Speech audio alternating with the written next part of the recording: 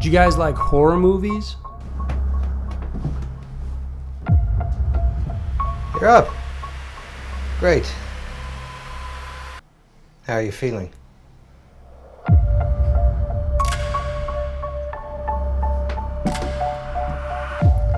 I said, how are you feeling?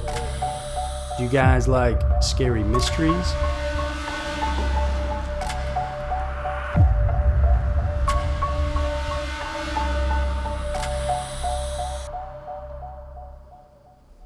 Can I use the bathroom?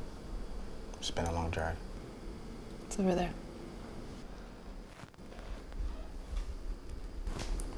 Thank you. I'll get some chips. Then check out the new movie that I directed and I wrote called An Angry Boy and join us for the exclusive online world premiere, which is only available through Kickstarter. Links are down in the description below.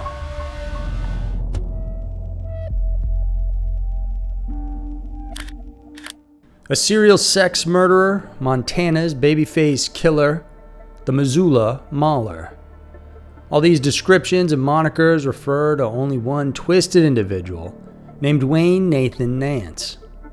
He brought fear to Montana for over a decade and was the suspect in the gruesome murders of 6 people, although it's believed his crimes exceeded the ones documented.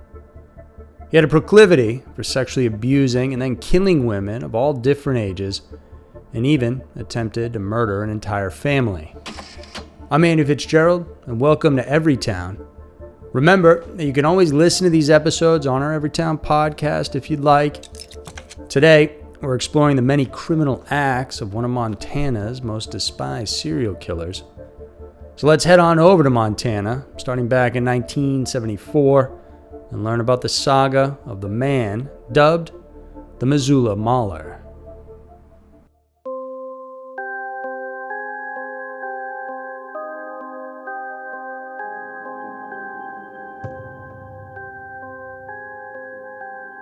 Wayne Nathan Nance was born on October 18, 1955 in Clinton, Montana, which sits in Missoula County. His mom was a waitress, and his father worked as a trucker. The young family lived in a mobile home just in the outskirts of Clinton. He grew up in the Milltown and East Missoula areas and then graduated from Bonner Elementary School and then Sentinel High School in 1974. As a young student, Wayne surprisingly excelled in his class, getting A's and B's, yet he was temperamental, and that usually got him into trouble. The local boy was seen as a bit peculiar, although he was well liked around the small town. Further on down the line, the people of Missoula were horrified to learn that Wayne Nance, the young man who grew up right in front of their eyes, was in all likelihood a ruthless serial killer linked to at least 6 murders that occurred in the 1970s and 80s. In the 70s, his reputation as a weirdo since his teenage days had been stuck with Wayne. He boasted of worshipping Satan and once used a hot coat hanger to brand himself with satanic symbols. Then, at the age of 18, he turned his misguided admiration of the devil into a wicked act.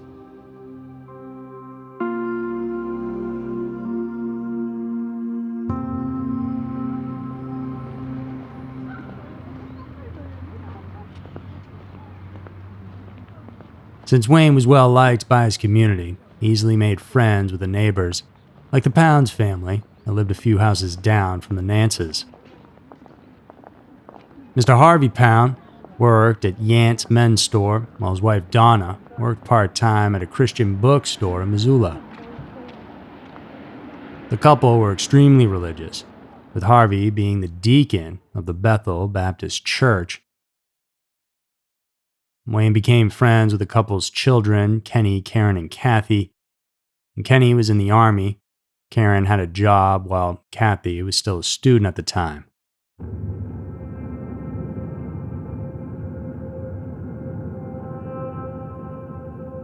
On April 11, 1974, Donna was left alone at home as Harvey and Karen went to work and Kathy had class. Wayne then crept inside the Pounds home and he snuck into the couple's room. There he retrieved Harvey's .22 caliber Luger and approached Donna, who was in the bedroom.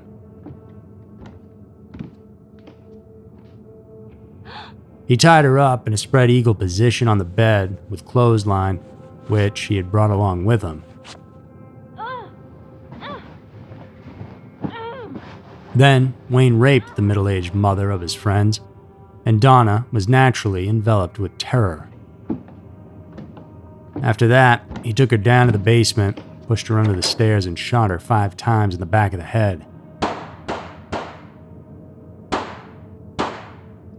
A neighbor told police that she had seen a man who looked like Wayne in the vicinity of the Pounds home that afternoon.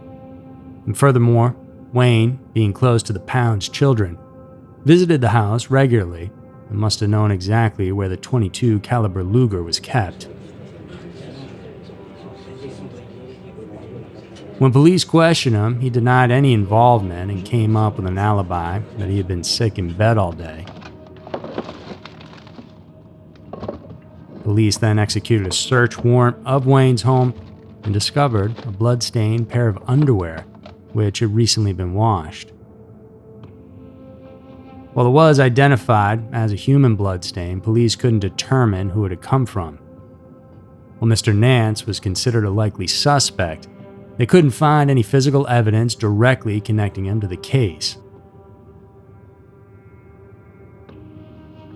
Another suspect at the time was Harvey Pounds, especially when it was found out that he had been having an affair, hinting at a potential motivation for him to dispose of his wife Donna.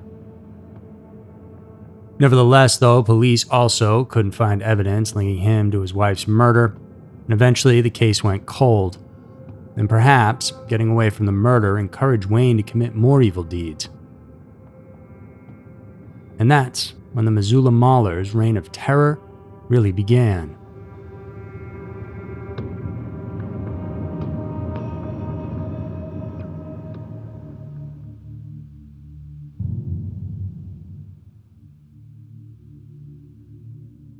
Wayne ended the 70s with a deadly conquest. In 1979, railroad workers discovered the badly decomposed body of a young woman on a road bank near Interstate 90 in Missoula. She was Caucasian and wearing a floral dress. She had been sexually abused and stabbed. Police searched through missing persons reports, but were unable to identify her, and thus she was dubbed as Betty Beavertail after the nearby Beavertail Hill State Park. Wayne became a suspect in this grisly crime, but there was still no evidence that would definitely pin him down as the culprit. And then, after almost 6 years in February of 1985, Betty Beavertail's real identity was finally confirmed as 15-year-old Seattle runaway Devonna Nelson.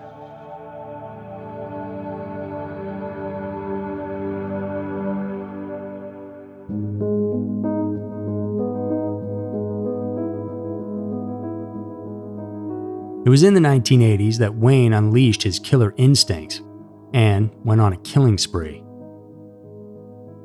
In the summer of '84, Wayne got a job as a bouncer at Missoula's Cabin Bar. At the same time, he was dating a 16-year-old drifter named Marcella Marcy Bachman, whose alias was Robin, which was a new name she assumed after running away from Vancouver, Washington because of conflicts with her family. She was taken in by Wayne after a trucker left her in the Missoula area. She claimed that she was either a Texas native or had passed through the state, and Wayne and Robin dated throughout the summer and then announced that they would leave town in September to start anew in another place, which was about the same time that she disappeared. Her brother, Derek Bachman, all the while had been looking for his sister since he was 21 years old, along with a private investigator. Derek initially believed his sister had engaged in prostitution to support herself away from home. He also feared that Robin had become a victim of Gary Ridgway, the famous Green River Killer, who murdered at least 49 runaway children and prostitutes during the 1980s and 90s. Fortunately, she wasn't one of his victims, but almost 3 months later, on December 24th, a wildlife photographer trekking through the woodlands of Missoula came across a grisly scene of a human foot protruding from the earth, so he immediately notified the authorities. They arrived at the scene and unearthed the body of a young woman in an advanced stage of decomposition. The pathologist determined that she had been dead for around 3 months. Police went through missing persons reports, yet none matched the features of the dead woman. Whoever she was, she had certainly met a brutal death, as there were 3 gunshot wounds in her head. With no identification, she became known as Debbie Deer Creek after a nearby drainage basin. Her body had been buried in a shallow grave.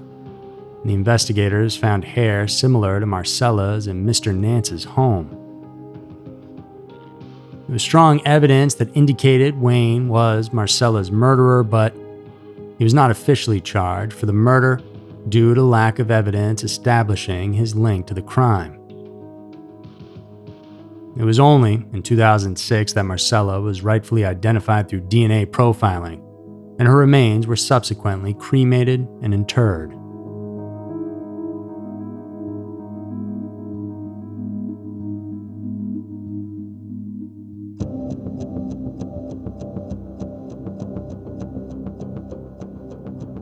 Nine months after that, on September 9, 1985, a similar scenario of Devonna Nelson and Marcella Bachman's fates unfolded.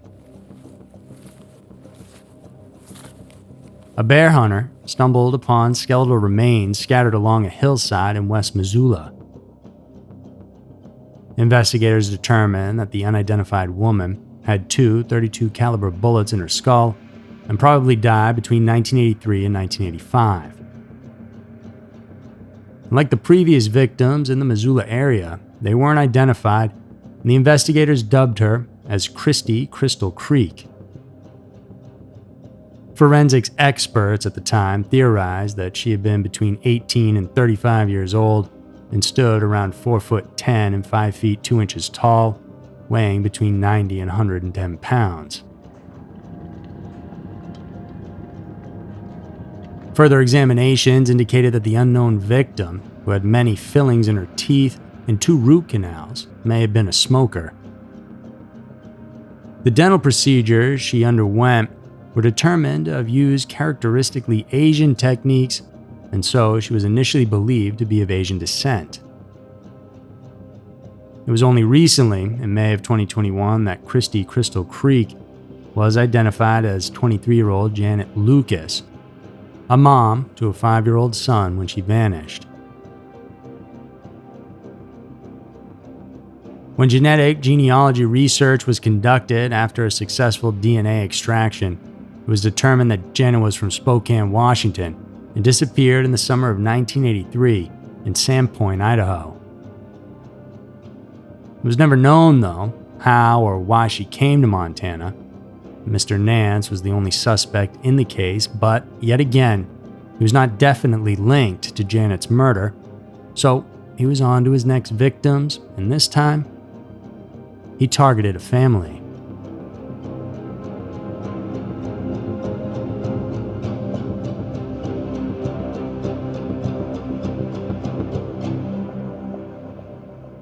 Wayne's bloodiest home invasion happened 3 months after Christy Crystal Creek's remains were discovered. Mike and Teresa Shook and their 3 children lived in Hamilton, which is located in the southwestern part of Montana.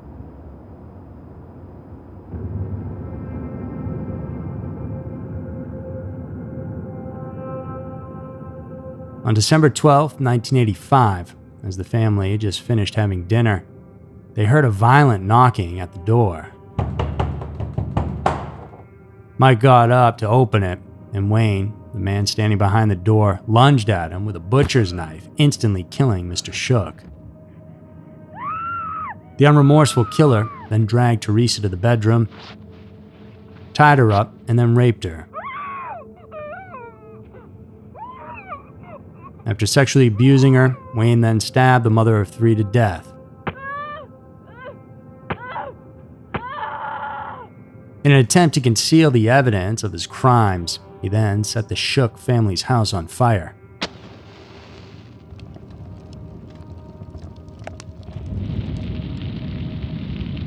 Miraculously, the 3 children escaped the blaze unharmed. While authorities found them alive, there was no trace of Wayne or anything linking him to the brutal home invasion. Then came September of 1986, which was the highlight of Wayne's killing spree, but it was also the much anticipated downfall of one of Montana's most wanted serial killers.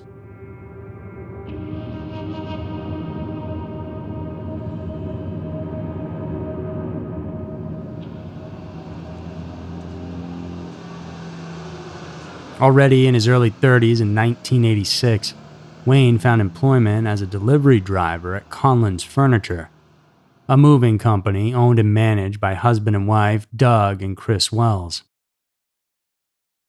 Wayne was decent looking and could have drifted into obscurity if he hadn't soon returned to his violent ways. It was said that Wayne had fancied Mrs. Wells, and so he made her a part of his list of next victims.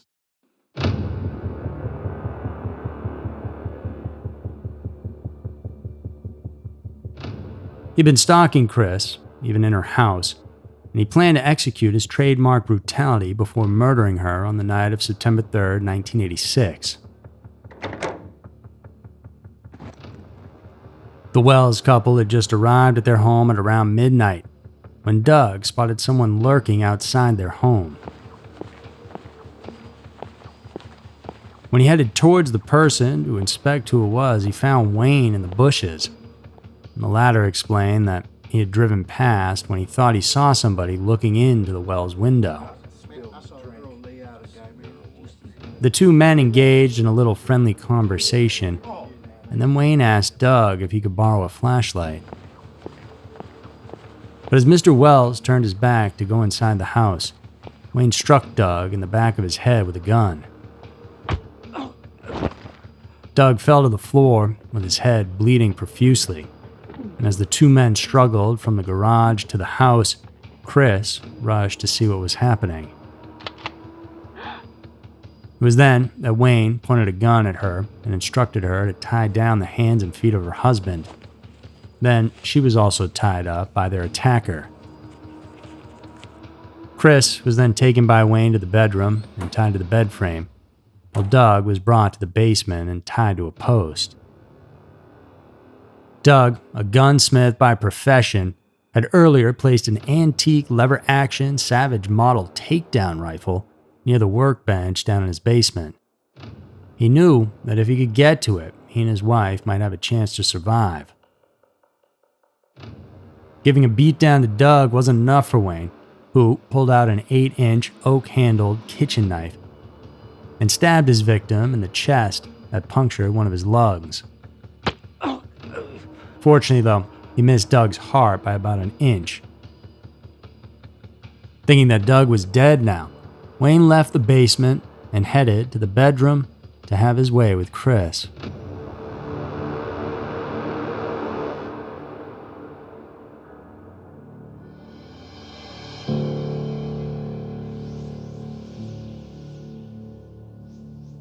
But unbelievably, Doug was alive, although badly wounded. He mustered up enough strength and managed to free himself from the bondage, and he grabbed and loaded his Savage rifle and waited. Doug knew that if he headed upstairs for the bedroom, Wayne would surely use Chris as a shield.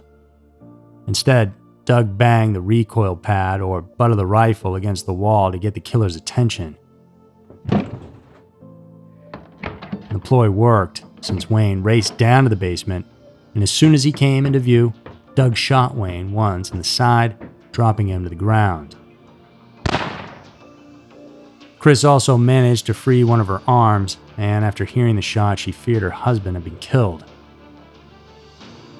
Doug, though, managed to stumble up the stairs. When Wayne began to stand up, Mr. Wells proceeded to pummel him with the rifle's butt. He continued to beat him as his nemesis crawled towards Chris, who kicked and punched Wayne. In retaliation, he pulled out his gun from its pouch on his belt and fired at Doug successfully.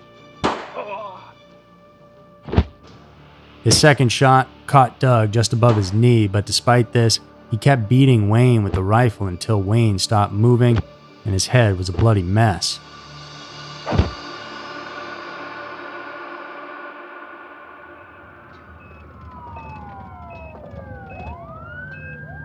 Chris wasn't physically harmed, but she, her husband, and the serial killer were brought to the hospital. Despite his severe injuries, Doug miraculously survived, while Wayne's injuries proved fatal, so he died the next day. This unceremoniously ended Wayne Nance's 12-year killing spree. The tables had turned, and the seemingly uncatchable serial murderer actually fell prey to one of his brave victims.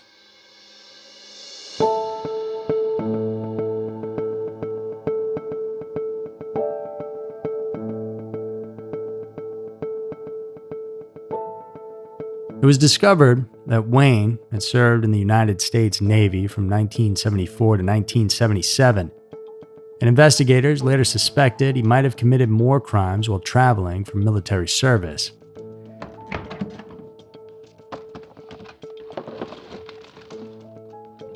Years later, police searched Wayne's home and discovered evidence linking him to his alleged first crime, the Donna Pounds murder back in '74. They also found a picture of him with Marcella Bachman, who family described as a kind and gentle and loving individual.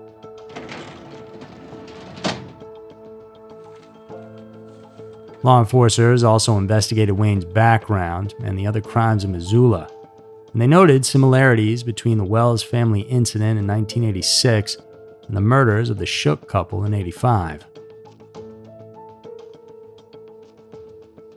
The real number of victims attributed to Wayne Nance is unknown, but he probably never imagined he would die in violence like he had done to his victims. But certainly, the Missoula Mauler himself deserved it. Unfortunately, his swift death prevented any clear closure to the many families and friends of the people that he left lifeless.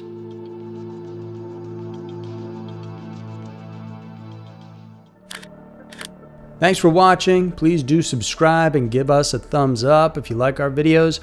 We have new ones coming out every Monday, Wednesday, and Friday for you to enjoy. Tune in next week for another episode, because who knows, maybe your town will be next.